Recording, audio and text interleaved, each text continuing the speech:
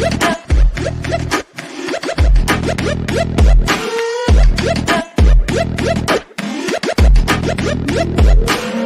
subscribe to get daily Manchester United content from Passionate Reds, only on All for United.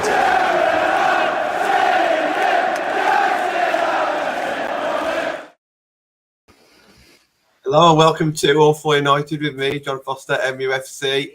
Erik Ten Hag has officially been announced and it's been an amazing day. I actually was at home, I was at my dad's house actually having my haircut, not for the Ten Hag reason, just getting my haircut. And I was watching Sky TV and it broke and I thought, yeah, absolutely brilliant. Got quite a few quotes as well from him and the club and a couple of players as well. So yeah, a lot's gone on today. I've got a scrolling message along the bottom that we'll touch base on as well. We'll get straight into it. Just say a few hellos first. Benny, how you keeping, mate? I'm good, mate. How are you, pal? Yeah, not too bad, mate. Not too bad. Just looking forward to the weekend now. We were just talking before we went on air. There's quite a few games coming up across all different teams and age groups. So, yeah, a lot to look out for this weekend. John, you've just been to a game. How are you doing? You okay? I'm very well, thank you. Yeah, I saw the under-15s in the Premier League Cup. Unfortunately, they lost Sunderland. That Trafford's ground, but no, it was a good crowd, and but our youth seems one positive aspect about how the club's doing. But thanks for having me on anyway. No problem, John. Reece, how you keeping, mate? Yeah, good, John. Yeah, it's been a long day.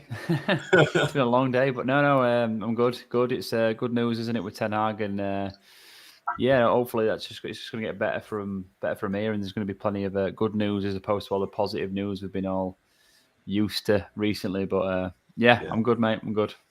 Nice one, yeah. Jamie, I'm sure you're excited as well. How you keeping, mate? You okay?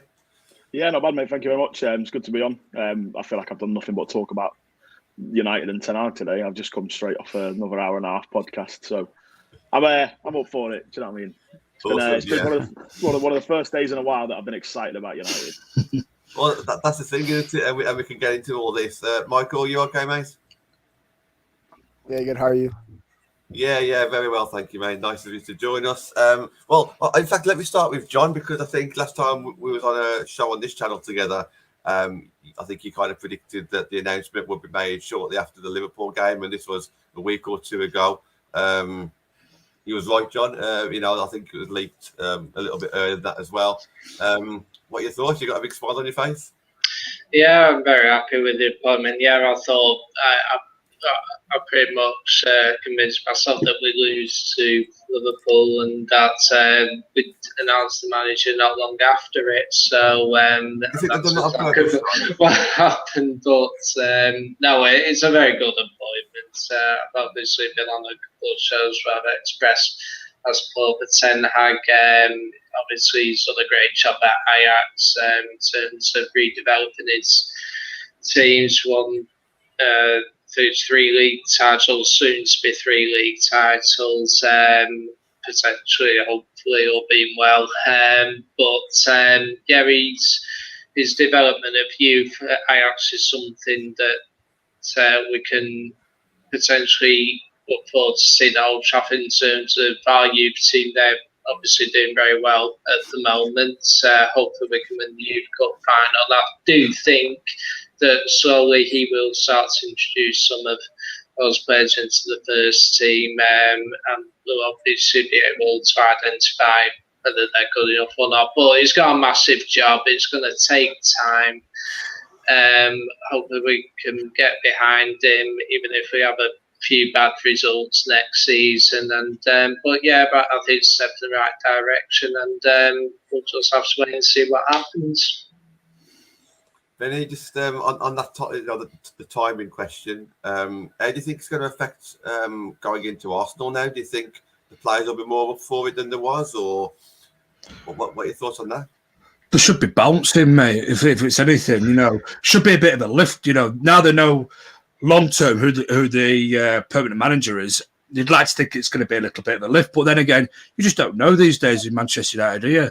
You don't know which team's going to turn up. Which player is going to turn up on the day? Who's full of confidence? Who's not full of confidence? you'd like to think it's going to give everybody at the club just a little bit of a lift. There's no uncertainty now for the immediate long-term future. They know who's going to come in now. They know the manager who's going to be coming in. I think it's probably been one of the worst kept secrets in football, really. It was either going to be Ten Hag or it was going to be Pochettino. So it was going to be one of those two. And now it's all been put to bed. It's hopefully it gives the players a little bit of closure, maybe, if you like. Now, they know who now they're going to have to impress. It's not question marks upon question marks. Who's going to come in? Who's going to do this? Who's going to do that? They know exactly now who they're going to have to impress, and they're going to have to go out there for the remaining league games of the season and give it their all. Especially those that want to stay and want to be part of his future teams. Want to go into next season as a first choice player, or who may be out of contract but maybe want to stay.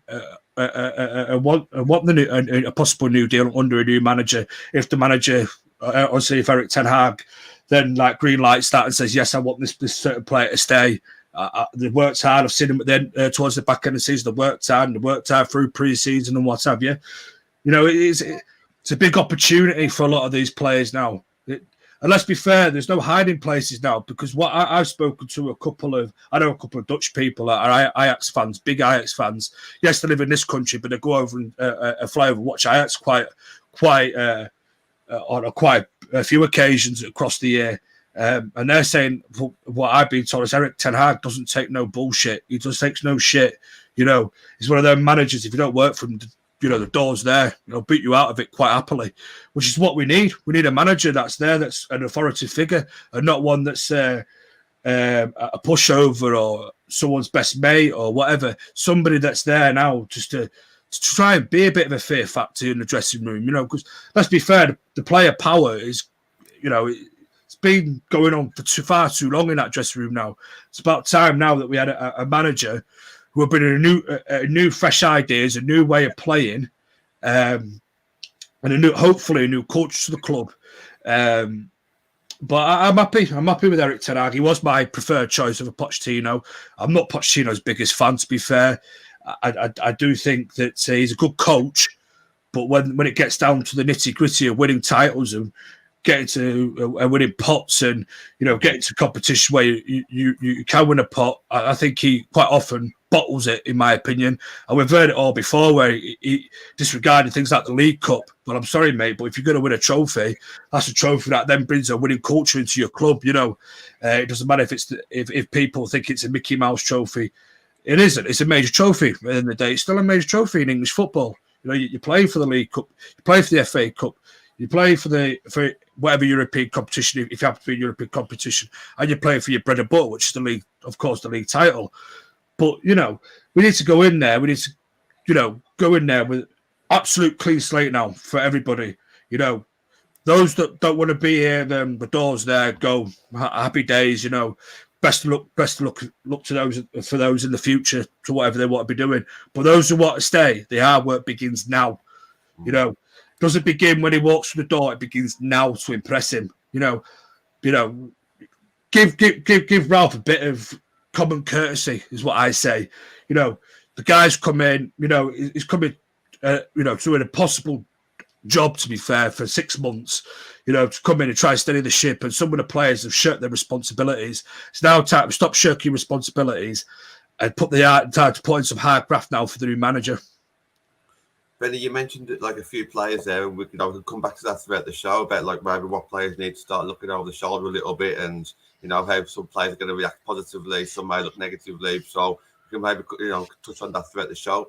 Reece, just before we get cracking onto all of the detail, just what's your initial thoughts, mate? Yeah, really, really good, positive. I think if anything, it's just a bit of solidity, isn't it? A bit of we've had this kind of merry-go-round of trying to work out who the next coach is going to be. 1 minute it's definitely going to be Pochettino. Next minute it's going to be Luis Enrique. Next minute it's going to be Ten Hag, and it flipped again, and it was somebody else. And at one point it was Brendan Rodgers. At one point, so during the season. So, we finally got the man now, haven't we? With a few games left, he's going to have. I know he's got Ajax still to finish off, and he's still got a bit to prove there, hasn't he? And he wants to finish that off in the right sort of way, and we all sort of appreciate that. But he's now got a bit of time now before the end of the season. Then he's going to have summer, and he's going to have a good time to sort of put his work into practice, really. Stu mentioned it on one of the other shows before as well, earlier on, that basically he thinks that he's kind of probably been working and discussing things along with Ranić. That might have been a possibility. I probably would assume that it would be. You don't jump into a job without knowing kind of fully what you're getting yourself in for. But yeah, really, really good. I mean, I was just looking at the kind of John Murtaugh's comments, really, and that's another good thing. I think what we're building not only is Ten Hag, but this kind of backroom staff of people that are all aiming in the same direction. And he's come out and basically explained why they went with Ten Hag initially. So he just said that in his conversations with Ten Hag, he was deeply impressed with his long-term vision for returning United to the level that we want to be competing at. His drive and his determination achieved that. And he's just basically, everybody seems to be pointing in the same direction. So for me, it's a positive move. It's getting somebody who's going to put those things in place that we all want to see. And, we're not going to come in and get a manager for 2 years who's just going to buy a couple of high-profile signings, if you want to call them that, and hope for the best. He's going to build a team for hopefully a good number of years. So, yeah, it's a good appointment, John. Yeah, I'm pleased. What excites me out of that, what you just said there, and I read that statement as well, but it's about the fact that he's bringing his own people with him.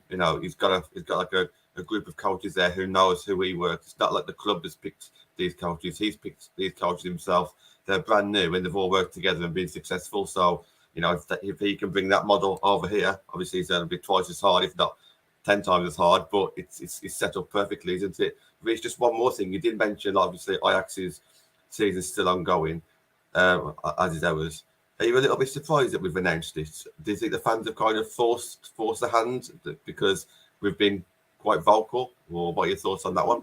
No, I think Ajax have had some good seasons recently, haven't they? And they've brought some fantastic players through the door over the last sort of 3 or 4 seasons, especially that season that they had where they had a run to the Champions League final. But I think we're a massive club, and I think we all are proud of that. But whether we like it or not, and I think a lot of us do like it, we're a massive club. So, all respect to Ajax, but when we want somebody, we've got to finally go out and get them. So for me, I completely think it's something we haven't done in the past and we haven't done enough of. When we want that person, just go out and get them. I think it was mentioned, we were on Spaces earlier on, we mentioned that just before the show started, and one of the fans sort of said, we need to stop these leaks coming out. And I think that's something that when Ten Hag does come in, he does need to stop. So yeah, it's been great that we've had all these news reports bounding around about Ten Hag, but when he does come in, he does try and get the signings that he wants. I think it needs to be done under fairly closed doors and done fairly quickly. But I don't disagree with the fact that Man United are a massive club. They wanted Ten Hag. They went out and got him, despite the fact that Ajax have got a season to finish off. So. No, really, it's not any of our concern. We're concerned about Man United, aren't we? So, yeah, great for us. Yeah. So, Tyrone's in the comments saying it's a great appointment and he thinks a few players will leave as well. Also saying that he's similar to Pep. Jamie, obviously I know that you've been busy all day chatting about it as well on different channels, but it's 10:15. I'm sure you're still buzzing about it. What are you excited about the most? What's because obviously it was never guaranteed. It was kind of looking that way in the last few days ever since the David Ornstein kind of announcement. But what are you excited about the most? Probably for the fact that it represents, for me, the first time in probably a decade that we've made a correct footballing decision. The process for selecting a manager has gone through the correct channels. There's been footballing people at every step of the way. Ten Hag didn't meet Richard Arnold until the final step of the journey. Whereas you think the previous appointments that we've made would have been Ed Woodward that made the call. He's the one that sat them down immediately and said, I want you, you're a big name. You're guaranteed to bring in monetary success to this club. This process seems to show that we're potentially making the correct steps that we need to be a serious club again. And I don't think you can understate Ralph Rangnick's involvement in that process. We've seen over the last few days the comments that he's made in the media, and it seems like the club are already reacting to that. We're seeing a revamp of the scouting network, which has been long overdue. The problem that we have is we buy players who are at the peak of their sort of profile, so you end up overpaying for them, which immediately puts on this pressure of a transfer fee. We haven't for a long time seemed to have gone out and picked up a successful player early on in their career. You look at Jadon Sancho when he left City. If we were if we were serious and if we had good scouts, they're the club next door, and we didn't notice that this potential world beater was leaving the noisy neighbours on a free at 17. He ends up going to Dortmund, and we pay 70 odd million pounds to bring him in. You look at the likes of people that we're being linked with now. Tchouaméni. If we'd have had a serious scouting network, we'd have identified him 2 years ago as the mould of player that we'd be looking at now. But instead, it's one of those that you're now in a battle with people, and you're going to end up paying 60 million pounds for a young player, and immediately it's whacks that pressure on. So it seems to me that we seem to be restructuring the decision-making process at the club, which is just as important as getting the correct managerial appointment in. It's very much, and one of the analogies I've used with this is it's very much like servicing your car. We've had the engine replaced now, but it's no good if the wheels aren't up to scratch as well. So there's so many components that work with a football club to make us successful that getting the right managerial appointment is only part of the job. This is the right managerial appointment. We now need to give him time, give him not just the monetary backing, but the structure and the support that's there. So ensuring that if he comes in and goes, look, I've identified these areas of the squad that need improving, and this is the mould of player that I want to fit into that for my philosophy to tick over and to work. We then need to have the structure in place to say, well, it's interesting because we've been scouting for the last 12 to 18 months, different parts of the world, and these are players that we found that fit into those moulds. We've already made, sort of put the feelers out there. And that's how successful clubs run. That's how big clubs run. I always use Leicester as the perfect example of how they're run from top to bottom, and it is immaculate. They lose players left, right, and centre from the title-winning side. N'Golo Kante left them, Riyad Mahrez left them. I think the season after, it might be the same season. I can't remember. They replaced them like that, and you wouldn't know. You're granted, they overstepped the mark when they won the league, and it probably wasn't where they were meant to be. But they don't miss Kante and Mahrez in the way that we'd miss big players when they leave us. So yeah, for me, what excites me the most is that it's hopefully a positive sign of things to come, that we're changing up how we approach things, and that we're finally going to start making correct decisions. Jamie, you mentioned the players that we could potentially bring in there. Are you kind of expecting to see players who are known, but maybe not like these mega signings like the Haaland? And if that's the case, how do you think the fan base would react to that? Yeah, absolutely. I think we're in a better position now with people that actually understand football, that Rangnick's got good connections across Europe. Ten Hag would have had to have worked for a lower profile of player potentially when he was signing players for Ajax, because they're not going out and buying the likes of Erling Haaland, of Kylian Mbappe and that ilk. So he knows what he's looking for. I do think that the majority of the fan base will be fine with that. You look at Nico Schlotterbeck, absolute Rolls Royce of a centre half this season. He's going to Dortmund. Dortmund have picked him up, and it's one of the things that Dortmund do better than anyone is identify players within their league and within some of the the lower leagues. I don't really like using that term because I don't want to put any disrespect on anyone else's football teams, but they identify these players that fit a profile and they go out and get them. Schlotterbeck will join Bayern in 4 years' time. If he kicks on, he'll join them. Probably on a free because we know what Bayern are like. But you know what I mean? Like, they're really good at identifying players that go on to then excel their profile. So for me, the profile of the player is neither here nor there as a football fan. I don't care whether they're the biggest name in the world. I don't care whether they're going to sell millions of football shirts and if everyone knows them. So, like, for me this summer, I would not go out and sign Declan Rice. I think I really rate him. I think he's a phenomenal football player. And you look how important he is to that West Ham side. The reason I wouldn't sign him is because he's going to be £100 million. And as soon as you do that, we did it with Maguire. It puts this insurmountable pressure on them that they didn't ask for. They didn't price themselves at that.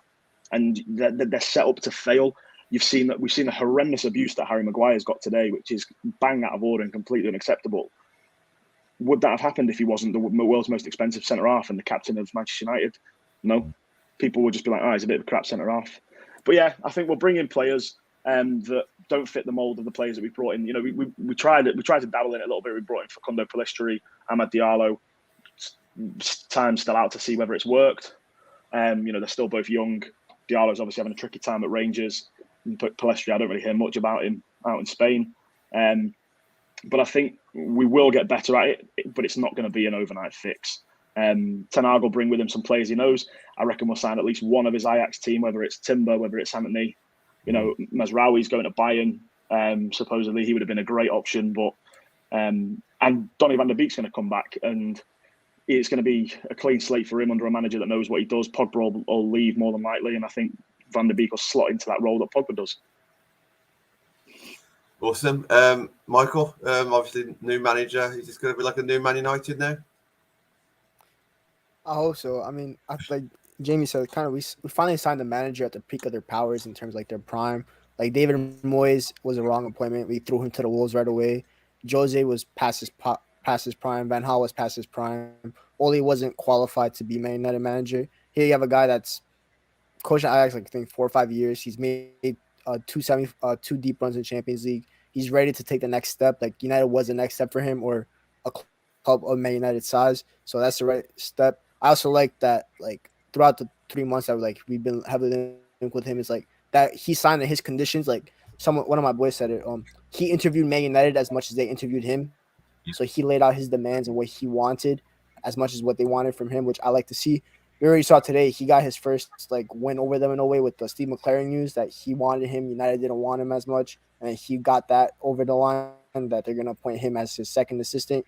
He was able to get his top assistant from Ajax as well, Mitchell van der Gag, I believe that's his name. So, yeah, I've been wanting Ten Hag since October, once Ole was kind of rumored to get the sack. He was my top target. I wrote a couple articles on why I wanted him. Just like he just fits like the man, like what I envision Man United to go with, like sign younger players. I'm tired of like Jamie said, I'm tired of like the superstar signings. I don't care about how many shirts you sell. I don't care about that. I want the age group of like 23 to 26. That's kind of the target I want to do. We kind of see with like Varane. I kind of don't want to sign players from like the big clubs anymore, like the Barcelonas, the Real Madrids, the Bayern Munichs, because they already achieved everything in football. They've won everything that needs to be won. I want the young, hungry players that want to win for Man United, that want to play, that'll give blood, sweat, tears for the club. And I think Ten Hag will demand that from his players. And yeah, just hopefully everything goes well. Well, on that, Michael, I mean, we have got a few youngsters ourselves that are either coming through or, as Jerry mentioned, who we signed in the last 12 months and we still haven't seen them. So maybe, do you think Ten Hag and his coaching staff are now the right group of coaches that could actually bring some of these youngsters through without having to buy many more?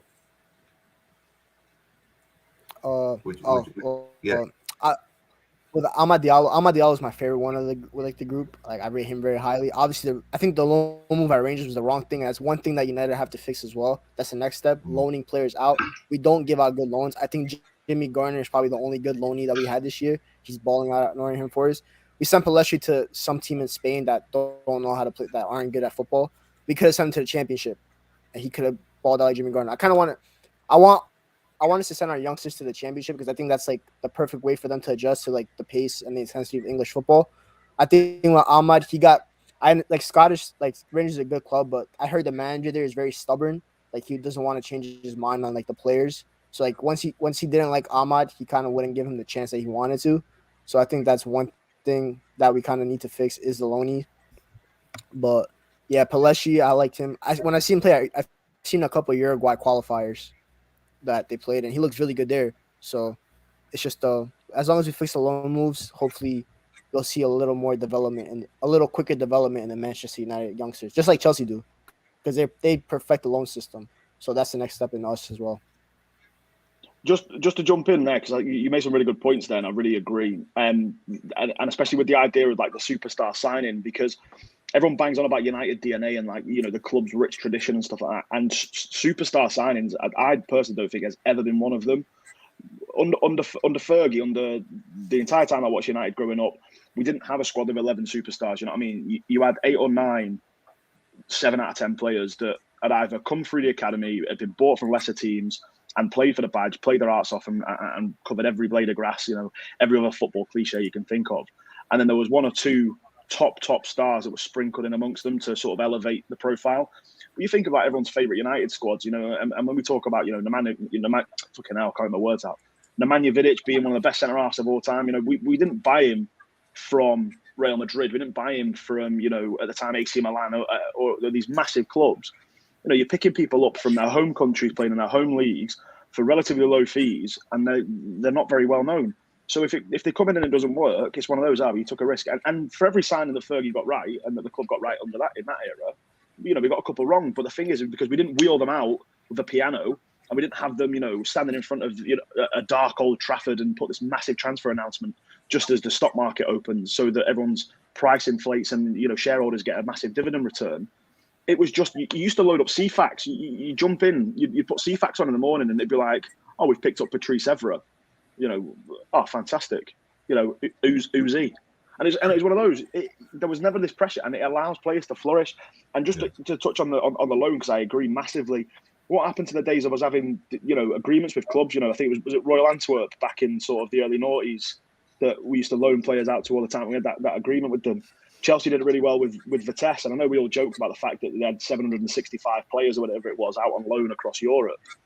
But it works for them. You look at Mason Mount, Reece James; they all benefited from Championship loans. And I do think that there's a lot to learn and how to be a big club. But I'm going to stop talking because I keep ranting on. On the loans, by the way, though, we did a show with the Rangers fan, me and Connor. I think it was about a month or two ago now, and from what I've heard from a Rangers perspective on there, is Ahmad's done nothing while he's been there. You know, yes, he got his chance at the start, but you're thinking they're playing Europa League football as well. Someone who's got a chance there to go and play Europa League football. And if he's sinking at Rangers because he has been given chances, because he started in the Old Firm derby and he went absolutely missing. And you've got to be taking chances at big clubs like Rangers. Otherwise, at Manchester United, you're going to find it even harder to get there. I do agree with what he's saying. More loans to the Championship. Jimmy Garner's been smashing it.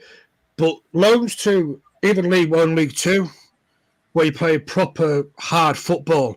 Ethan Galbraith's doing very, very, very, very well on loan. Dylan Levitt's probably struggling a little bit on loan there, but T. Chong, as we know, at Birmingham, he, before he got injured, was absolutely flying.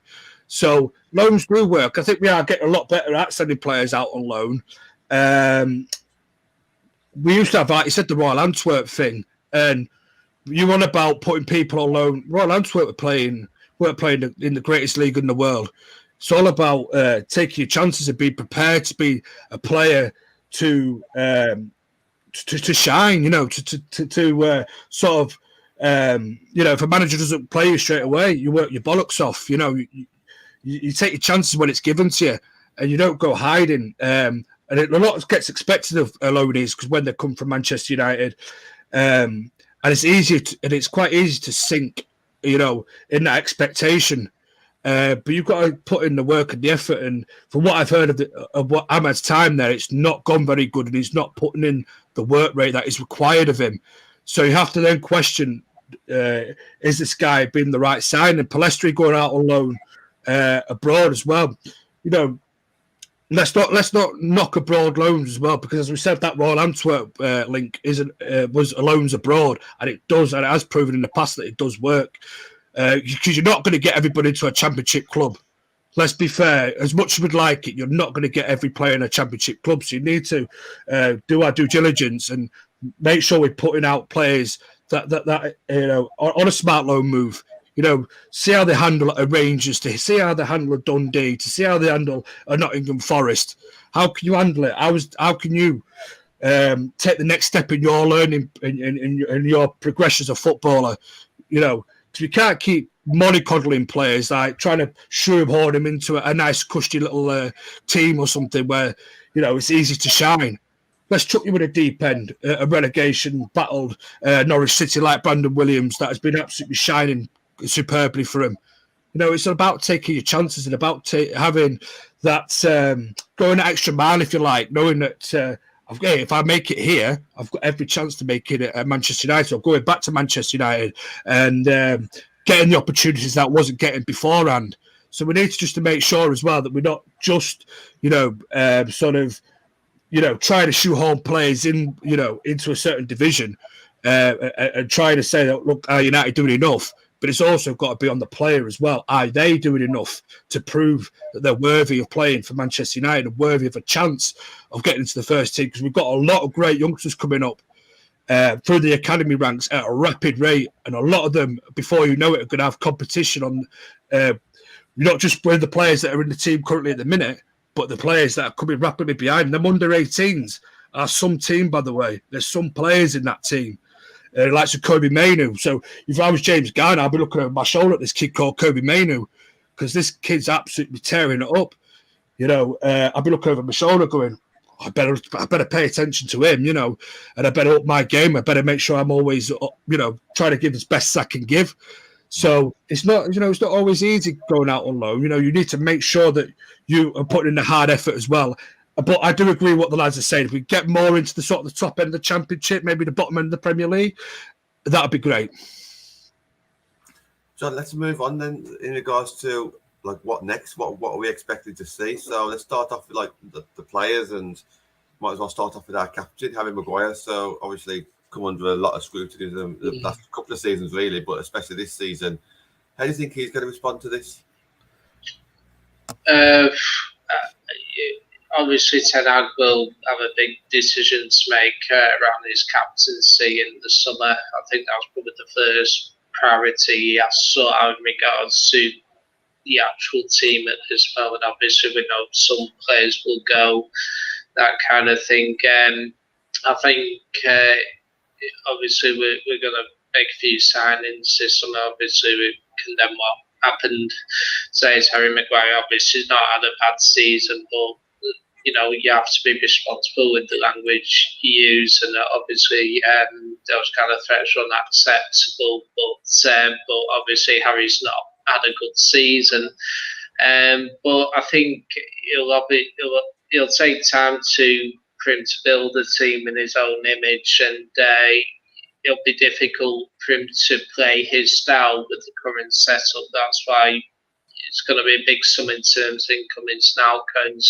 I predict in regards to Jamie's point around the recruitment side of things, which I agree with. I was listening to the Talk of the Devils podcast with Andy Mitten before, and they were going through, about the two chief scouts that are obviously leaving their posts, and they were talking about players which have been offered to United that they turned down in the past. They offered N'Golo Kante when he was at Leicester, for example. They were offered Diego Jota as well, and they turned that down as well. And I think, I don't think it's fair to be too critical on the two people, although, and I can't remember the other one, but on the job they've done, because I think Lugo was one of the people behind the signing Nemanja Vidic and Javier Hernandez, and so to say they've done a bad job overall would be unfair on them. But I think what it does show is that we'll probably start to make more intelligent signings, and I reckon, like Jamie mentioned, we don't want to sign like Declan Rice, for example. I would agree with that. You can't just spend ridiculous amounts on players, because we've made this error, with Harry Maguire, for example. I do like Harry Maguire as much as he's had a bad season, but he was never an £8 million enter-half, and unfortunately this has culminated in the failures of this season. So you've got to start making more intelligence and that kind of thing. For me, I think I mentioned the other day, I think he'll probably bring Timber from Ajax. That's probably one sign which I think we will probably make in the summer. And I can also see us potentially signing one of maybe Neves or Calvin Phillips as well, potentially, if we're not unable to get like a Declan Rice or a Chumini. I would watch that, but I do think that we will have a busy summer. Obviously, some of the players we know already leaving, like Pogba, Matic, Lingard, Cavani, players like that. But we'll obviously have to back him in the summer and back him in the next 2 or 3 summers as well if he's going to really rebuild them. But hopefully, with the changes that are occurring, I think if, looking at someone support John Murto, if we get someone like Paul Mitchell in, that's when we should really start to think, well, maybe we are starting to move in the right direction, but it will take time. But I think it is a positive move forwards. Yeah, I just want to, John, am I okay to jump in on the Maguire thing still? Just not to take away from what John said there as well. But yeah, just on the Maguire thing, obviously, I mean, first of all, the sort of news today was disgusting. I mean, obviously, he's not had a good season, but I think, having to suffer what he suffered today in terms of those bomb threats was disgusting, really. And I think, as much as you were angry or disappointed in his performances, to take it away from a football field and a stadium and start impacting someone on a personal level is never right. It's a game at the end of the day. We all love it. We all hate it at times, but to get personal is disgusting, and it should never happen. So that was obviously completely out of order. I think Jamie mentioned that, and I'm sure the rest of the guys agree as well. But just in terms of his captaincy, and obviously that's going to be a big talking point. It's kind of been one of the main themes, hasn't it, for United this season, that a lack of captaincy and a lack of showing of a captaincy from Maguire over probably the last 2 years, hasn't it, really? And that's going to be something I think Ten Hag will address initially in his reign at United. But I suppose the big question is, like, who next? Who's going to take that captaincy off Maguire? Funnily enough, I've been watching over the last couple of days, and today I watched a reaction from David De Gea on his appointment, on Ten Hag's appointment, and he was very excited by that appointment. Is that a telltale sign that possibly De Gea will be pushed forward for that captaincy? I know there's a lot of people that, as much as David De Gea is a brilliant shot stopper, I mean, I absolutely love him. I think he's one of the best goalkeepers in the world, but I know his distribution is something that a lot of fans get a little irate about. But I think he'd be a great captain. He's been at the club probably the longest serving player that we've got at the club now, hasn't he?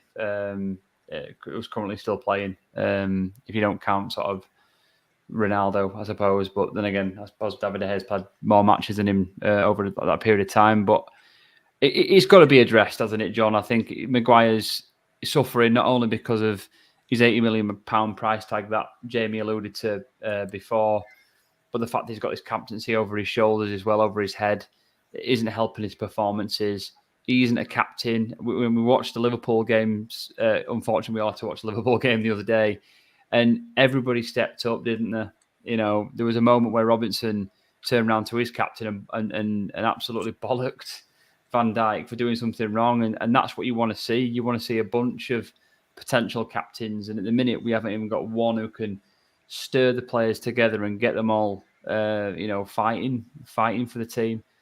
And has Maguire got a future beyond that? If you strip the captaincy off him, is that really going to allow Maguire to still have a future at Man United?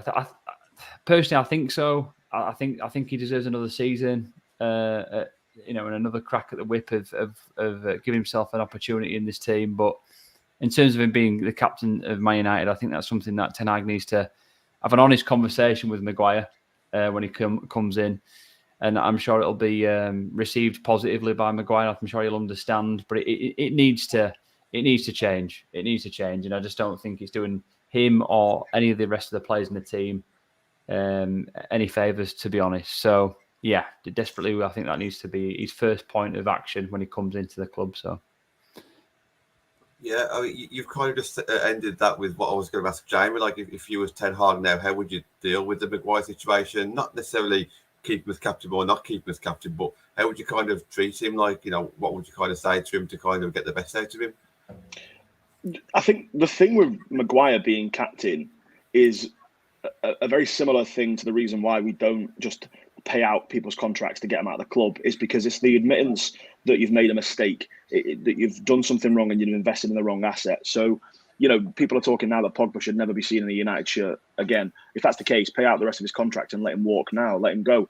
But they won't do that because you've admitted then that the asset's gone bad and that the return on your investment was never there and that you've made mistakes along the way. So I think it's the same. The club look at appointing Harry Maguire as the club captain. They probably realise now it wasn't the best idea to do at the time. But if you strip him of the captaincy, that is the admittance that you've made a mistake. I personally think that a new manager coming in, club captain, vice captain, anything like that, should be stripped because it's a completely new regime. Do you know what I mean? Like, and it's not part of your contract. It's not like you're the assistant manager of a retail shop and you've got a new store manager coming in and it's in your contract that you are the assistant manager. And I think Maguire benefits from that. If Ten Hag comes in and goes, look, you've had a rough 12 months. I still think there's a player in you. We're going to keep you on, but I think it's time to hand the captaincy over to somebody. I think that benefits all parties involved. It takes some of the pressure off Maguire, because we see things like the defeat against Liverpool. I'm not shocked that it was Bruno Fernandes that came out and did the press interview afterwards, because there are captains on that pitch that don't have the armband. There's leaders on the pitch and in the dressing room that don't need an armband. Ronaldo, you see him come down the tunnel and stuff like that, and you see him G'ing up his teammates. He's the one that tries to drag people out, and he's done it his whole career. Bruno, I know he's cutting a frustrated figure at the minute, and he's looking a bit annoyed with the situation. I don't think he's contributing to the problem. I'll sing his praises till the cows come home. But he's another one. He's an armbandless captain. I even think the likes of Scott McTominay, the people that scoff at Scott McTominay, I'd love to have seen him on Twitter in 2005, 2006 with United. When you see some of the players that used to play for United at the time that were so instrumental in what we did, because they didn't, they weren't the most attractive players on the pitch. But you need those. You need your 6.5, 7 out of 10 players. And I do think that Scott McTominay has a future at this football club, and I think he'll be here for a long time. Just because he's not fancy, and just because you can't make a YouTube highlight reel of Scott McTominay's techers or whatever they want to call it these days, right? Doesn't mean that he isn't good enough to be here. And I think he's another one. He'll drag the players around him up, and he'll as he gets older. And I know he's not a young boy anymore, but as he gets older, he'll get even better at that. If he'd have been on the pitch against Liverpool, Thiago would not have been dancing around, dragging his foot over the ball and playing like it was a hot sunny day, in Spain, and he's having a couple of Coronas or whatever with his mates on the beach. Because that's what Thiago did. Do you know what I mean? Like he took the mick out of us. And I do think that Scott McTominay would have just put in a tackle and gone, shut up. Everyone says this. Scott's a passion merchant, right? But you go back 10, 15 years, passion merchant, the phrase didn't exist. It was players that put a shift in. The club was full of them. I always think back to Alan Smith. When we signed Alan Smith from Leeds, was he the best striker in the league? Absolutely not. Did he put a shift in for us when he played for us? Of course he did. Do you know what I mean? Because players play for the badge, and McTominay does that. And everyone on Twitter, everyone on social media calls him, says he's not good enough for United. Don't forget that Fergie was the one that said he's going to be great. Mourinho invented an award just to give it to Scott McTominay. He's been consistently picked by different managers. So there's something there. Just because, again, he does do some things wrong occasionally, but he's still a good player to have around. Granted, Garner. I'm reading through the comments here as well, just to respond to what people are saying. If Garner had been given the chances that McTominay had at United, there's nothing to say that he would have flourished like he has done at Forest, because the style in which Forest play, the chances he's been given there, playing away from the pressure that United give players, has allowed him to become that player. So it's one of those. And again, Van der Beek being better than him, there's no evidence of that in the Premier League. I'm really sorry. I know everyone loves Van der Beek because he's this fashionable player, and I really rated him at Ajax as well. But what has he done in a United shirt other than score a goal against Crystal Palace when we were, 3-1 down? It's one of those. So just to go back to your original points, I'm really sorry I digressed there. I do think stripping Maguire of the captaincy is not saying you're not fit to wear the shirt or whatever. It's saying, look, it's not working for you. It's not working for us. Let's take it off you and give it to somebody that can handle the pressure. I've seen in the comments somebody saying that Ronaldo should be captain. Again, I have my comments about that, but people will kill me if I say them. But yeah, give it to somebody else. Give it to the likes of Ronaldo. Give it to Bruno. Give it to whoever you want to give it to. But somebody that's going to be here, somebody that's going to put in the performances and isn't going to crumble under the pressure. And more importantly, somebody that's going to do the bloody press interviews after a game. I want to hear Michael and Benny's thoughts on Maguire, obviously the news today, and also just maybe how he's going to respond. So, Michael, start off with yourself, mate. Yeah. Oh, first of all, like the news, like I think football is just a game. Like you should never take football that seriously to make bomb threats. Like honestly, just get a life at that point. But yeah, I feel bad for Maguire in that aspect. In terms of the captaincy, I've been wanting to get like that's another problem with United over the last 10 years. Like just the way that they throw players into the fire. Like Maguire got the captaincy, I think 5 months after he got signed. I think when Ashley Young left the club, you should never make someone that's been at the club for 5 months a captain, no matter how good they were, even if they were like 10 times the player Maguire was. They should never be captain that quick. There needs to be like a process. So I think that was the biggest problem. And at first, I thought he kind of flourished with the captaincy because he kind of improved his play, but now he's just drowning in it. And I think, like Jamie said, the club refuses to admit their mistakes. That's their one biggest thing. They're so stubborn to the fact that they won't admit their mistake. So even when Maguire does get shit of the captaincy, I think they'll throw it out that he kind of stepped down for it himself. He's like, I don't want it anymore. I want it to get to someone else because I can't handle the pressure of the captaincy. I think that's something that might happen, in my opinion. But yeah, what happens next year? I know there's a lot of people that want Maguire sold this summer. That's not going to happen, in my opinion. I think United, there's no way they're going to sell someone they bought for 80 million 2 years ago. That's never going to happen. So I think he does have a role under Ten Hag for the first year. We'll see what Ten Hag thinks of him. Obviously, every player that stays at the club next year has a fresh start in a way. It's a new manager. It's a clean slate. So I think he can have a role based on what I've seen with Ajax play. Maguire does have decent passing, in my opinion. His defensive work has something to be desired for, but he's not the worst passer of the ball. So there'll be a spot for him. He's still a valuable asset to the club. We'll see what happens after that. I do think that if he is going to leave, it'll be next summer 2023. I think that's the summer that he'll get sold. But hopefully, I think it's a way. If he was to leave right now, I wouldn't blame him because he has been made a scapegoat. There's been a few players that have been made scapegoats of what happened at United this year. And I think that you throw any defender in that club right now, like Van Dijk could play in Maguire's position. He won't look good because there's no structure on that pitch right now. There's absolutely no structure. Any center back, any defender will drown, even if they're better than Maguire. So he's been made the scapegoat of a terrible situation, and I feel bad for him in that aspect. So we'll see what happens next year with Ten Hag about him. Can I go, John? Yeah. All right. Yeah. Right. I think it's a cultural problem, and when I say a cultural problem, though, it's like you can have a constructive criticism. I have no problem with, and I don't think any player has a problem with it. It's all a personal insult, and we as football fans consume it, and you know, are we part of the problem for it? Because we give platforms to Flex, France, Bance, Goldbridge, Saeed, and that Johnny FX idiot. We give platforms to all these. All of a sudden, they're popping up on Sky Sports, BT Sports, Radio 5 Live, and the people hold these people as the voice of the fans. And yet, these are the same people that their agendas driven about players and managers rammed down your throats. You know what I mean? And this is why a lot of the match-going fans, the match-based, don't like these idiots, because they're the ones that are fueling the fire. For people to think it's acceptable to go after Harry Maguire in a less than constructive criticism, in a more than a constructive criticism way, make up lies that that a member of his family says something on Instagram and she turns around and says, "No, I didn't say that." People that are out there, just absolutely hammering his family, sending vile messages to his family. No matter, even if you don't think the guy's good enough for Manchester United, good enough to be a club captain, what gives somebody the right then to go and hound his family? He's got young children, for crying out loud. Who thinks it's acceptable to there go and make a bomb threat? To scare the living daylights out of them young children. As a father myself, and that's what really wiles me up, is you've got young children there. Someone with my parents ahead on. Imagine if somebody hates you that much that they're sending bomb threats and threatening your family and sending vile messages to your family and talking about me as as a human being in a really, really bad way.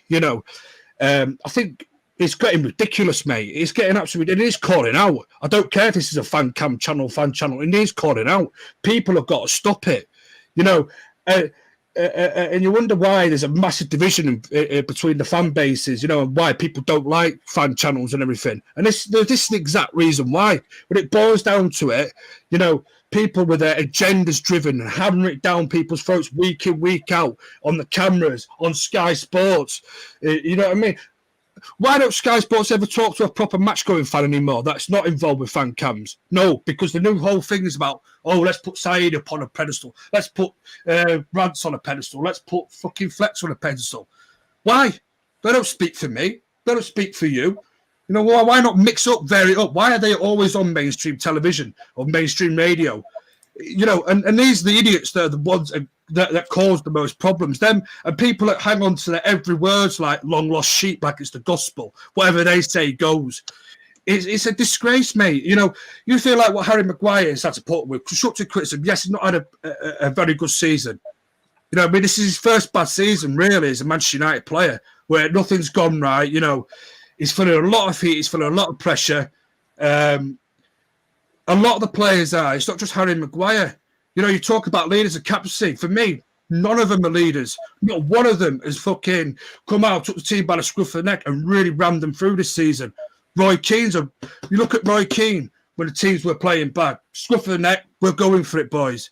You know what I mean? Nemanja Vidic, scruff of the neck, we're going for it, boys. Steve Bruce, scruff of the neck, we're going for it, boys. Robson, probably the greatest United captain other than Roy Keane in my lifetime. Scruff of the neck, and he played in a very bad team, by the way. He's one of the standout stars. Scruff of the neck, we're going for it, boys. You know what I mean? Not hiding behind a manager trying to throw another manager under the bus. A lot of people take a lot of responsibility for what they're doing, and I feel for Harry Maguire. I really do. You know, is he a bad defender? No, I don't think he's a bad defender. I just think he's feeling the burden of all this bullshit that people are ramming down his throat. You know, how would you feel going to a job where, you know, and all your mind's on what's happening with my family? I hope my family is safe. I'm getting this said about me. My family's getting all these vile threats. I'm getting bomb threats. I'm getting hard time on the pitch. I'm getting a hard time off the pitch. You know what I mean? And I think it was the interview that he did was ill-timed by Sky Sports. I really do. You know, and I don't think particularly Harry Maguire is the best at the media side of things, if that makes any sense. That's why he probably doesn't come out and speak, because he knows as soon as he opens his mouth and speaks in front of the cameras, got 100 people on fan cams ramming it down his throat again. So, you know, having a right pop at him. I'm just sick of it, man. Sick and tired of it all. You know what I mean? We used to be the best fans in the world by presenting United front, us and the players against the world, no matter how bad it got.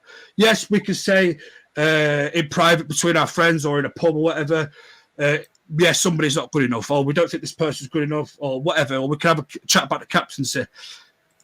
But why has it become such a public thing now that we're tearing each other apart? You know, the fan base is all split. The club's in a mess. You know what I mean? And I just think of his poor family more than anything, you know. Just having to listen to all that. You know, he's got his dream move to Manchester United. You're thinking, his family probably think, oh, we're made up. He's got the big move that he's wanted. Let's be fair. You know, I know all that drama in Greece didn't help, but, you know, he came back. He had a bit of a shaky start to that season, but he finished that season strongly.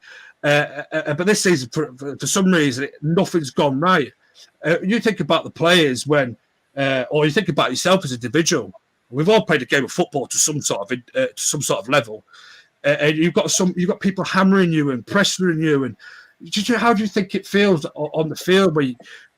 I think he's playing within himself. I think he's playing quite scared, because if he knows that he makes the slightest of mistakes, he's getting hammered by everybody. He's getting hammered by pundits. He's getting hammered by fan cams. He's getting hammered by people on social media. And then it all spills over to his family. And it's like, well, how can I concentrate on playing for Manchester United, playing for the biggest club in the world, when I've got all that going on? You know, and some people are strong characters. Some people are very strong characters. They can brush that to the side and get on with it. But some people are sinking all that. You know, you're worried about your family when you're on the football pitch instead of worrying about what's going on, because fans are sending death threats or bomb threats, or, you know, they're having a go at your family on social media. It's just not good. It's not a good look for Manchester United fans. And I'm thinking, back when I was, a kid growing up, we was always presented as a united front. It was us against the world, us against the media, because the media loves to hate us. But now we've got idiots within our fan base that looks like Goldbridge that will suck up to the media. This and that, you should take this off team, do that. And they're also the fucking problem.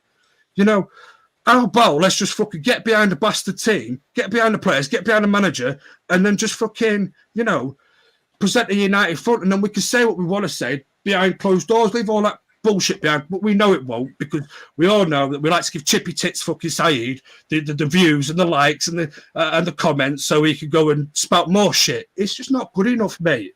I'm just sick and tired of it.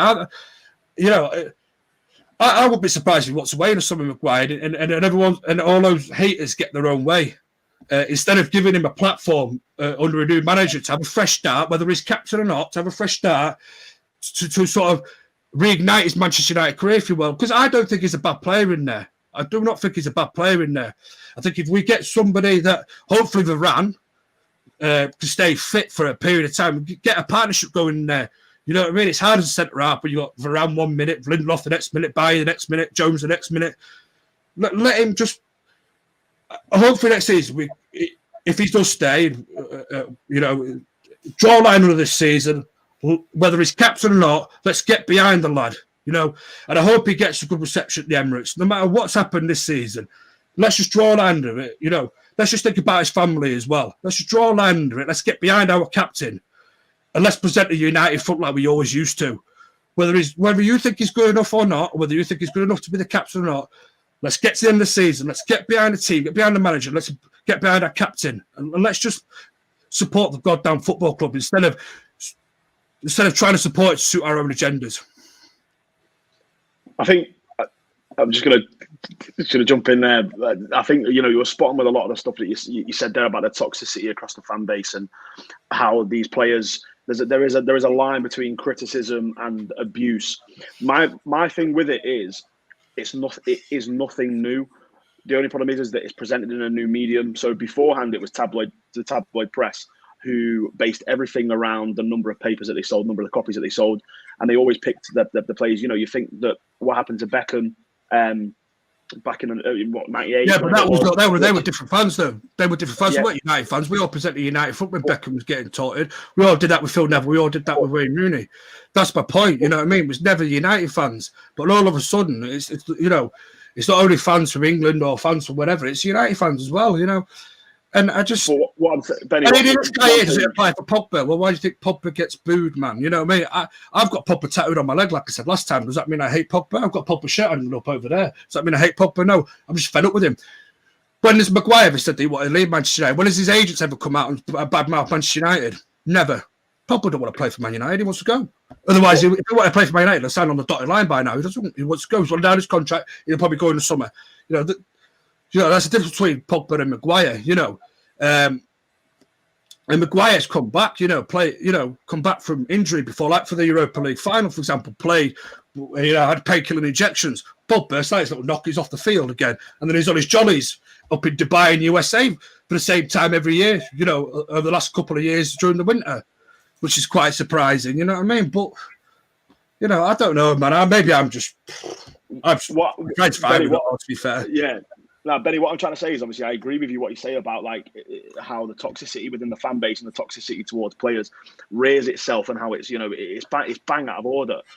And I think obviously the problem we have is, like I was trying to say just then, was that there are these players that whereas before it was tabloid papers sold more copies if they included a scandal about them. So you look at Gaza, like how he was absolutely vilified. And I was watching the Gaza documentary the other day, and if you've not watched it, go and watch it, because yes, he was no angel, but fucking hell, like what the media put him through to the point that he was admitted into rehab, was diagnosed with like aggressive paranoia because he was saying that people were listening to him, but it was because they were hacking his phones. So they were listening to him, but no one believed him, and he was diagnosed with a mental illness because of it. The problem now is that we've moved from tabloid papers and copies sold to clicks and interactions and retweets and everything to do with social media and the follow account, which is why, so these massive accounts on social media. And I will say, some of them are good. Do you know what I mean? Like some of them are decent, and I don't want to tar everyone with the same brush. And I'm not going to mention any names, but certain people will have had tweets in their drafts for months about whether it was going to be Ten Hag that was appointed, whether it was going to be Poch appointed, all about, well, I've said this for months, I wanted this person, I know everything, I'm a genius. And they're the same people that in 6 months' time, 12 months' time, 18 months' time, if things are going down the pan, and I tweeted this before, they'll delete those tweets rapid and they'll straight away be on them saying, get out my club, because it's reactionary, it gets views, it gets interactions, because we live in this media sphere of constant interaction where you don't go down to the local your news agency these days and buy a paper. You go on Twitter and you see what's going on. And I think what the interview with Maguire the other day where he says, I don't think I've played, I would not be against betting everything I have in my bank account that Sky recorded that interview ages ago, and they were looking for the ideal time to post it when it would get the most interactions and like the most shares on social media. Because is it any concern that it came out the day we were playing Liverpool, or maybe the day before we were playing Liverpool? No, because they know that we're at fever pitch. They know that fans are frustrated with the football club. They know that Harry Maguire is one of the funnels of that frustration. He's an easy target because he's the captain of Manchester United. He's the world's most expensive centre-half. So Sky will have turned around and gone, let's put this out today, because we know that people will be like, how's he saying that? And if he has a bad performance tonight against Liverpool, it'll be better because the next day people will be sharing it again, going, how can he do this interview and say this when he puts in a performance like that? The problem is that we're in a position now where when it comes to football, as much as we all hate it, the actual football that is played and the trophies that clubs win are probably the second or third most important thing for the people that run it as a business. The income is obviously king for all of them. It's what most of them care about, whether it's the media companies that own the rights to everything. You remember the days of chanting Thursday night, Channel 5, when somebody qualified for the Europa League. Imagine watching a European competition on terrestrial TV nowadays. You couldn't imagine it, right? So when it comes to the media, they're all about the money that they're getting from the rights of the competitions, from people buying subscription services, whatever. When it comes to owners of football clubs that we know all too well, Arsenal know all too well, Liverpool to some extent, I know theirs is masked because they're playing much better football than we do. But the owners do not give a fuck about the fan satisfaction when it comes to trophy winning. And this is one thing, we had a conversation on another podcast I was doing. It's all about trying to get to a perfect position where the monetary output of the club is balanced with performances that are just good enough that fans are okay, but they haven't had to output too much to get to that point. We're not ran by football people. The Glazers don't care. They don't understand football. We were saying this before as well, that in American football, people are rewarded for failure. You finish bottom of your division in American football and you get a first-round draft pick. Yeah? It doesn't work out over here. Do you know what I mean? So for them, for the Glazers, and I know what, like I said before, I'm positive that we're making correct decisions, moving in the right directions. But for them, the money's rolling in. They take dividends out of the club every year. Do you think that they care whether we add another Premier League title to our tally? Of course they don't. Right? Do you think that they care that Fergie spent nearly 27 years at this club, knocking Liverpool off their perch, just to have them now be one league title behind us again? And there's a potential that they could do that this season. City could win their first European title this season. Liverpool could make it 7. Do you know what I mean? They don't care. And what I'd love more than anything, and I know it's who am I to ask this, is the fans need to stop arguing amongst themselves. They need to stop having these petty squabbles. Whether you're Martial FC, Pogba FC, Bruno FC, whatever. And just back the club, man. Like back the manager, back the club, back the process, and just sit there and stop letting these people that play characters on social media, man. They are not who they say they are on Twitter. Like, gee, and again, I'm not saying any names here, but they are not who these people that they put out. It's a character because they monetize your interactions. They monetize what they put out and how you click on that link, engage with their reactionary nonsense. And they're leading people down a dodgy path. And there is nothing better than a united fan base. Like, Jesus Christ. Like, I think I was blessed because I grew up in an era, I didn't see any of the 80s football when we weren't winning anything. I grew up through the late 90s and the noughties when we won everything. So I've been blessed in my time with watching United because we've been the greatest football club in the world at the time. And unfortunately, all we've seen is the marketization of our favourite sport. And it's not going to change. It's not going anywhere because every single facet of football, of sport in this country is marketable, whether that's the players, whether that's the stadium, whether that's the fans, and even when it's the fans at home. Do you know what I mean? Like, it's one of those, we love football to the point that you'll sit at home and you'll engage with people who get ad revenue from you clicking a link that's reactionary, that has a clickbait headline that, you know, oh, you won't believe what Donny van der Beek said this week. Like, fucking hell. And Benny was spot on. Do you know what I mean? Like, just get behind the club, just love the sport, and stop squabbling with each other on Twitter, man. Sorry, that was a bit longer than I meant it to be, but I think I hit my points. I wanted to. Oh, the one thing I will just say, rapid, when we were talking about captains, this will be quick. Even when it came to like Tony Valencia and Ashley Young, you know, they weren't the best players in the club at the time that they were appointed captains. But Jesus Christ, remember when Valencia played? Was it against Leverkusen when he took the blow to his eye and his eye swelled up? And he continued to play through the game. That's a captain. That's a captain. Yeah, I'll be quick.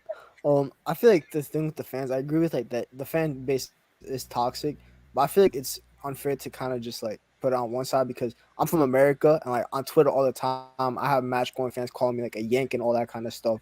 Like even like I feel like match going fans sometimes kind of. I'm not saying that all of them are the same way. There are some. But I feel like there are some that kind of get too much protected, and I feel like they're privileged because they get to see Man United every day, in my opinion. So like the rants, the flex, and all that kind of stuff.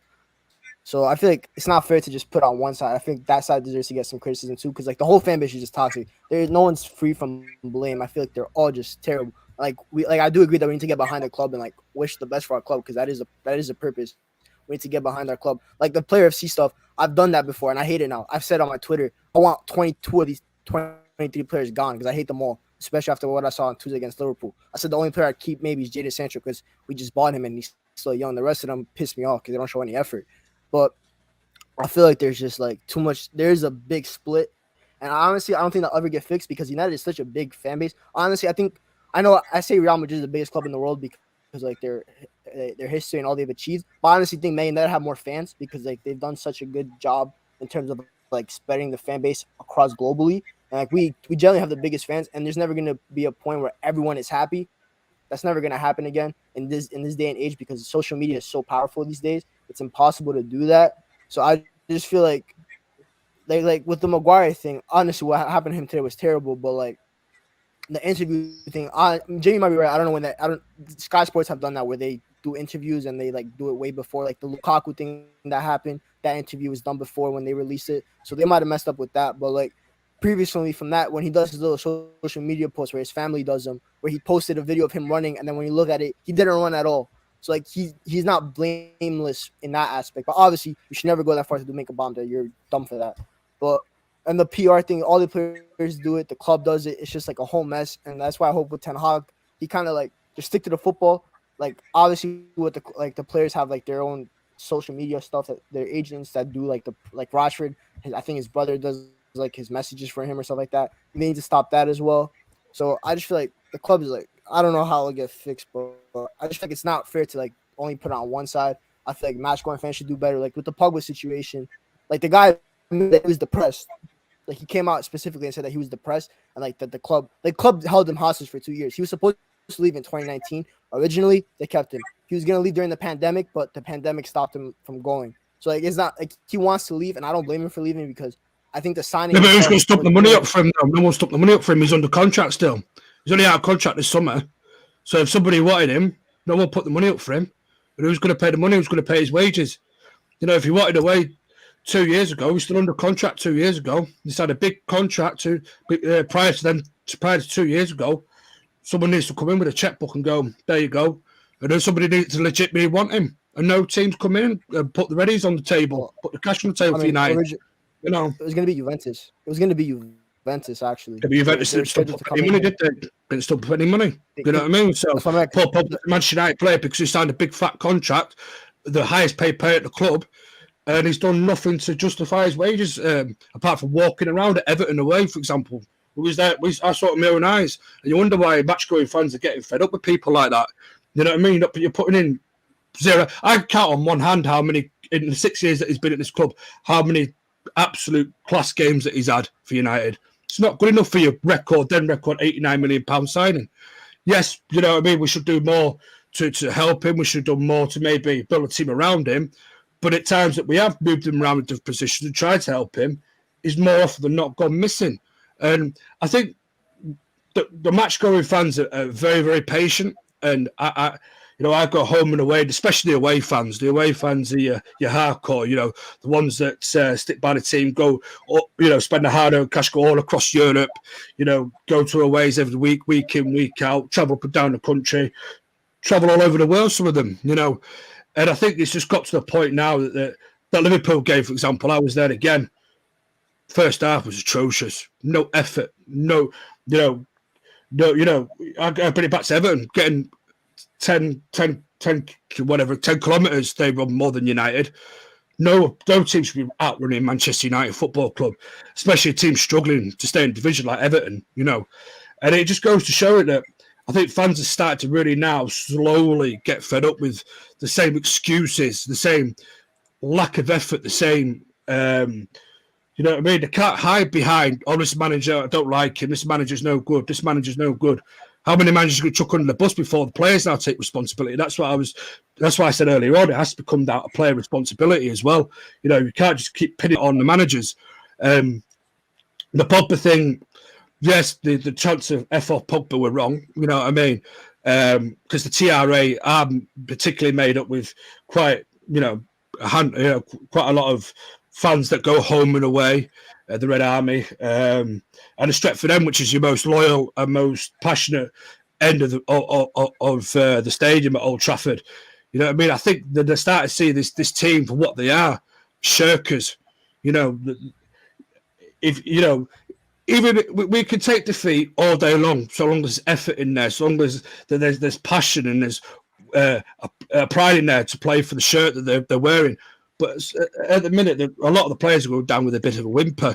You know, whether it's a Paul Pogba, whether it's a Marcus Rashford, whether it's a Harry Maguire, whether it's whoever's not had a great season. You know, you could pick out a number of players there. You know, it's. I don't know. It's a strange one, man. It just feels that we've lost our united front to back our players. You know, no matter how bad it got, you know, we always backed our players. No matter how bad somebody is, we always back them. Your Andersons, your Clebersons, your Jembas, you know, these not so great players. You know, we always backed them. You know, they always had Anderson in particular had a really good chant. You know, I still think it's one of the best chants I've ever heard. You know, still get sung now at some away games, but we always back the player. And now it just seems it's just so agenda driven, whether it's by the media, whether it's by our own fans, whether it's by fan cams, whether it's by whatever it may be. You know, it just seems like we seem to forget that these players are human beings at the end of the day. They're just like me and you. You know, yes, all right, fair enough. They get paid a massive wedge of money to play football, of course. But let's not forget, at the end of the day, they're human beings. And I think people seem to sometimes forget that we're human beings as match-going fans as well. That, you know, sometimes we may lose a little bit of patience after being extremely patient since Alex Ferguson's retired. Let's put it that way. You know, and I think we've got to sometimes look at it as match-going fans. Yes, we have a huge worldwide fan base, but what can we do better? What can we... how can we unite the fan base as well? What can we do to maybe conduct ourselves in a better manner? You know, maybe we should go back to presenting the all united front, no matter how bad a player plays, whether that be Paul Pogba, whether that be Jesse Lingard or Marcus Rashford or Harry Maguire or Luke Shaw, whoever it may be. Let's just say what we have to say in private, you know, in the stands when at half-time we're talking to each other, whatever. But maybe let's just show the fans of the world, listen, at Old Trafford, away from home, we're back united again. We're back behind the players again. We've got a new manager coming in. Let's just make them baby steps. You know, let's make that sort of a bit of an effort. You know, just to try and unite. Because the one great thing about Manchester United, like I love this show and I love this channel, is that we've got fans from all over the world that engage with us.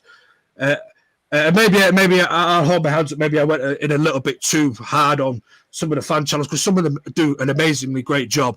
I'll admit that. You know. But it's just the agendas I don't get, and I don't like seeing, I don't like seeing it, and that's what sort of fractured it a lot, especially with the match going fan base, and but maybe us as a match going fan base should maybe do more to lead by example, to maybe show how it's done, how to support again. Just so this is the right way of going about things. Yes, players can, have off days, players can have off seasons, players sometimes struggle for a little bit of form, but we get behind them, we rally behind them, we give them that, try and give them that little bit of extra confidence to go out there and play their football, to try and get back into form. I just think these days it's so easy to criticise, and it just seemed harder then to show some support, because once you show some support, you get labelled as a top red. What the hell is a top red? How do you become a top red? Please, somebody, please answer me that. I just think, we just need to be united again. And that's what frustrates me the most, is I know we've got some excellent fans all across the world. Some fans from America and Australia that wake up at stupid o'clock or stay up to stupid o'clock at night, to watch Manchester United play. They're just as important to us than myself that goes to near enough every single match. I just want the whole fan base again, just to get united together. We know what the problems are at the football club. The problems aren't Harry Maguire, essentially. We all know the problems come from the top. The rot starts from the top, not the bottom. And let's just get behind. And pull together and just get behind this United side. For the remaining games of the season, no matter if we win, lose, or draw, let's just get behind everybody now. Let's just get behind our captain. Let's get behind Ralph until he departs, or whether he goes and be a special advisor, whatever he's doing once his 6 months is up. Let's when Ten Hag comes in, let's get United behind Ten Hag. But yeah, I better shut up now, because we have been motoring on for ages, haven't we? And we've still got another topic yet. Yeah, I'll be very quick. I'll be like 10 seconds. Yeah, I just wanted to clarify with like the match going fans and stuff like that. Just like that there needs to be like some kind of cohesion in that aspect. And then for like with the Rob, I'm not a top red. I saw that comment. I'm not a top red. But yeah, with the Pogba stuff, like I feel like just like honestly, I think sometimes like fans are too protected in that aspect. Because like here in America, I don't know if you guys watch NBA and if you guys watch any basketball, like Kyrie Irving and how like the fans were dissing him and he's allowed to diss back. I feel like in football, like as a fan, if like they cuss a player, if the player gets like talks a little bit, you'll have Graham Souness go on Sky Sports and call them out.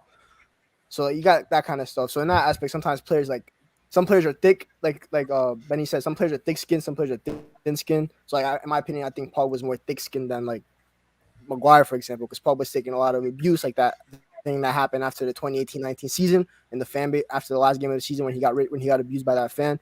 So. Yeah, that's what I wanted to say about that. You can move on to the next topic.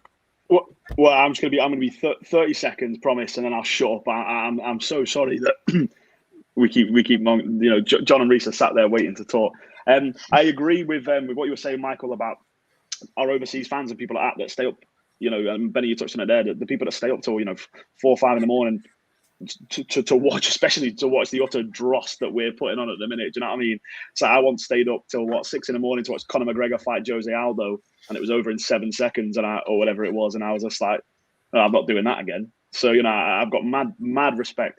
I'm currently sat at my parents' house. So I've come back to see them for a bit in Wythenshawe. Do you know what I mean? Like, so I'm 15 minutes away from Old Trafford at the minute, and I grew up here. For me, like I don't have more of a right to support United than anyone else across the world, because it's a football club that touches lots of different people in different ways. That's probably the wrong way to say that, but you know what I mean. Like you can't be one of the biggest clubs in the world and not accept the global parts of your fan base. I've got so many mates that support United from all across the country, all across the world. And the best thing about the people that support us now is that you can't even call them glory hunters, because what fucking glory do you get in a minute for supporting United? Like, shut up. And then the last thing I wanted to say was about Pogba. People can slate Pogba all they want, right? People can have every opinion of Pogba. I'm one of the most gutted people that it's not worked out with him, because I wanted more than anything for it to work out with him. I remember when he came on for us when he was 17 against Everton, I think it was, and I was in the pub and all my mates were going, "Who the fuck is that?" And I was just like, I don't know. And and I really wanted it to work, and it just hasn't worked. But United are just as much to blame for it not working as poor Pogba is. It's one of those things, like I said earlier in the show, about protecting an asset and not admitting when an asset has gone bad. Pogba should have been given the opportunity to leave and allowed to leave earlier on, if he didn't want to be here and if we didn't want him here, we should have paid his contract out and not created a toxic environment. But we won't do that because it's a bad business decision. And unfortunately, Pogba bears the brunt of it more than the hierarchy of the club do at times. And that's the last thing I'll say. Can I just add on to AA United TV? When Paul Pogba signed his current deal, he was the highest paid player at Manchester United. By the way, that's what I was trying to get at. Not that he's the highest paid player now, but when he signed his original deal, that's running out this summer, he was the highest paid player at United. I can't wait to watch this show back. There's lots of topics that we just went, lots of depth that we just went into there, and we are just going to move on because time is ticking. But there's been some other news. It's going across the bottom of the screen now, and I just want to end the show on this. It's a bit more light-hearted. So, John Rees, just have your say. Schmeichel and Scholes in the Hall of Fame. I know a lot of people aren't massive fans of the Hall of Fame anyway, but nice to see two of our 90s players get them. I can't believe that they're not already in. I don't know how certain players have got in there before. Scholes and Schmeichel, in my opinion, is one of the best goalkeepers in Premier League history, if not the. John, start off with yourself. Reece, jump in after John, and we'll go from there, mate. Yeah, I'm not the biggest fan of the Hall of Fame. I think it's too Americanized. Apologies to Michael and my wife. But I think Paul Scholes was the greatest player I've ever seen live. He was just a brilliant artist at work in midfield. I don't think I've ever seen a better passer of the ball than him. And I just love watching him play. And yeah, Pete Schmeichel, I mean, he was the greatest keeper in the Premier League history. He was along with Cantona, he was probably our most important player of the 90s, probably in terms of the success that we had, arguably. And he was just phenomenal, Great Dane, and two very worthy legends joining the Hall of Fame. Yeah, I'll jump straight in there. Yeah, so I just agree with John. Really, I mean, Scholes is my favourite player, up there with probably Rooney. Really, to be fair, I mean, I do admire some of the other players in the Hall of Fame. If I'm honest, I mean, like Thierry Henry was one of my favourite players as well because I just feared him as a Man United fan in the late 90s. I just absolutely terrified of playing against Arsenal and terrified of playing against Henry, but. Yeah, Scholes, he was obviously, Henry was an massive admirer of Scholes, and he even said himself, didn't he, that if you want to stop Man United, you need to stop Paul Scholes. So, that was how influential he was in that team. He kept the tempo going, he kept the game ticking. I don't think there's been a player that we've had in the Premier League since Paul Scholes. I don't think we've had an English player ever come close to Paul Scholes. Never replaced him. There was Jack Wilshere back when he did that thing at Barcelona for half a season where you felt, could this be another generational Paul Scholes? It didn't come close, got injuries. Paul Scholes was on a different level, and the amount of quotes and praise he's had from his fellow professionals, and I'm talking elite professionals, and we've all seen those quotes, haven't we? Zidane and Xavi and Iniesta and all this stuff, all the players night before the Champions League semi-final against Barcelona, where they're all wanting to run and get his shirt. They were all doing a raffle for his shirt the night before the game. The quotes go on. Unbelievable player. I mean, as for Schmeichel, I mean, was one of the reasons I wanted to be a goalkeeper when I was a kid. I had the green shirt. I was about 8, 9 in 98, 99, if that makes anybody feel a little bit old. But so I was, just coming into that time when Peter Schmeichel was finishing off his career. But I had the tapes, and obviously some of his saves were unreal. Notably, probably his greatest save of all time for me was the penalty save against Bergkamp, which I think is, helps us move on to Giggsy doing that world-class goal straight after that. So unbelievable, like John said, and he's right. Keano was great, and for everything that Keano gave, he gives off this persona like he was a barker on the pitch, but he wasn't so much that. Schmeichel was quite a lot more like that. He even after that penalty save, Beckham runs up to him and he grabs Beckham and he throws him away and he's like, concentrate on the game. And he was that, and that's what we need. That's what we miss now in this team. Somebody who's going to scream at the team and scream at the players and give off that total focus, that total mentality. And he had that for 90 minutes. And he looked like a man playing with boys at times in those early 90s and stuff. But yeah, two unbelievable players. I agree with you, John. I'm surprised Scholesy doesn't get in there a lot earlier. I mean, the one big thing for Schmeichel is he's the first goalkeeper to get into the Hall of Fame. So if there is any credit, or you do sort of think there's some sort of magic meaning behind this Hall of Fame thing that they're doing with the Premier League, then at least he's the first goalkeeper to get in there. But I'm right with you guys. I don't think there's anything other than it being a kind of nice memento of great players over the last 20, 30 years. But yeah, I mean, Scholesy, he should have probably got in there in the first sort of, what's it been, 8 inductees in the first batch and another 8. So yeah, 2 unbelievable players. Hopefully we'll get 2 more just like them, or at least not far behind them in the next few years. But yeah, that's all I've got to say about that, John. Just rapid on the Premier League Hall of Fame, and it's just a comment. How is Andy Cole not in there yet? Do you know what I mean? It's disgraceful. Yeah. Do you know what I mean? Like, don't get me wrong. Everyone that's in there at the minute they're all top players. Yeah. Half of them that are in there though aren't fit to lace Cole's boots. I had another one for you, Dennis Irwin. Oh yeah, of course. But when has Dennis Irwin ever got the recognition he deserved? Yeah, so I agree with Andy Cole. By the way, I love Andy Cole. I've lost count of the ones. Is Roy Keane in there? Roy Keane's in there, yeah. I know now. I've lost track of who's in who's out. Yeah, Keane was inducted in the first lot, wasn't he? With like, wasn't it, right?